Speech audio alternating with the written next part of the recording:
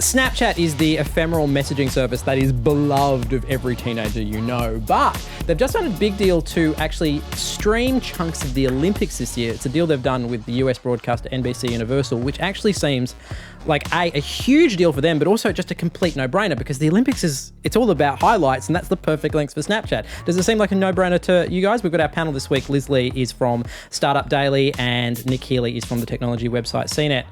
They've done a good deal, haven't they? It's a great deal. I think what's really interesting too is there's no money.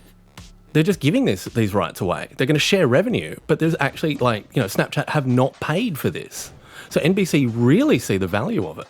Because Snapchat wants to increase its popularity and be like, hey, we're going to offer, viewing of the Olympics to everyone. We're not going to be exclusive and we're not going to charge for this. So I think it actually incentivizes people to start using Snapchat more. And the more people use Snapchat, the more money it's going to make.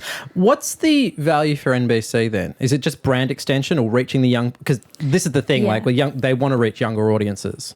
Because you see with other platforms like Twitter, they're having a hard time getting the younger generation onto the platform. They've also just recently streamed up to NFL. This is Twitter, yeah. Yeah, this is Twitter, yeah. So they've signed a deal with the NFL to stream live the game globally. So they're kind of jumping on that bandwagon as well. Of all the different social media services that are now stepping into the sports world, who do you think's in a best position to come out on top? I think Twitter. To be honest, because I think there's Twitter at the moment, they've been so flat for so long, they can't do wrong. Any bump's going to be good for them. I don't know that they can't do wrong. I think there's plenty of things that Twitter they can do wrong. But this sort of, this NFL streaming, which is only 10 games, so it's quite a limited sort of run, that's going to be great for them, I think. It really will be. And especially for people who have an interest in NFL outside of America, I think it's going to be less interesting for them domestically and more interesting for them globally. Who loses here, Liz? I'm not too sure if anyone's a loser as such, but I feel... It's sports. It needs a loser, Liz. I know. But I feel that with Twitter as well, people are just going to bump onto the platform for the NFL and then bump off. I don't know how much traction it's going to gain, with the younger generation unless it keeps doing things like this with sports. But sports is a perfect platform for Twitter because people want live feed. People want to know exactly what's happening now without the jumbled up messages. Just coming back to Snapchat for a second, I know Snapchat is hugely popular and it works really, really well for a segment of the audience, but are there things they could do to broaden their appeal to, I'm going to say it again, old people like me? Yeah, be less mystifying. I'm totally confused by Snapchat. This is a recurring theme on this show. Liz, do you understand Snapchat? I do. I love Snapchat. And it's hard for you guys, for people not to understand it because, I'm from, I guess, the millennial generation and I love Snapchat. I think it's fun.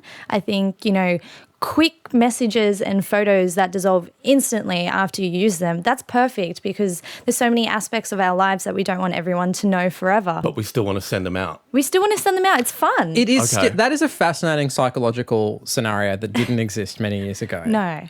I want you to break down the appeal for me, right? So there's this wedge that they've created. We knew in the past that people love sharing things, but we also knew that we didn't want things to exist on the internet forever. Yeah. What are the things that work really well for Snapchat for you?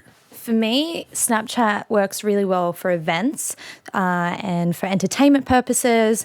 Say you want to show everyone how good of a time you're having at a festival. People don't want to rewatch this event again. They don't care about it after that 5-second viewing. So it's just quick 5-second viewings to get everyone immersed and to make people jealous of what you're doing or showing people where you are. It doesn't need to last forever. And it's also because I think people, especially the younger generation, growing up with Facebook, they probably posted their whole lives on Facebook and now it could potentially come back to haunt them in their working careers or later back in life. With Snapchat, that's never going to happen. Snapchat is so exclusive to Snapchat. There's no social media sharing, via Twitter, Facebook, Instagram. And I don't think there needs to be social sharing with it because that's the beauty of it.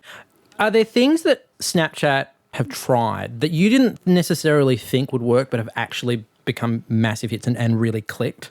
Well, I think with Snapchat you saw, with the facial recognition technology and which is... You're going to say face swap, aren't you? Face swap is the best thing that they've done. Do you know what? It is so ridiculously fun. Hours of entertainment. I don't know, like it's great. I look forward to the 300-metre gold being won by people with dog faces. Like, I'm really excited for that. I face swapped with my dog successfully the other day, and it was the funniest thing I've ever done. Quote. I want that on your gravestone.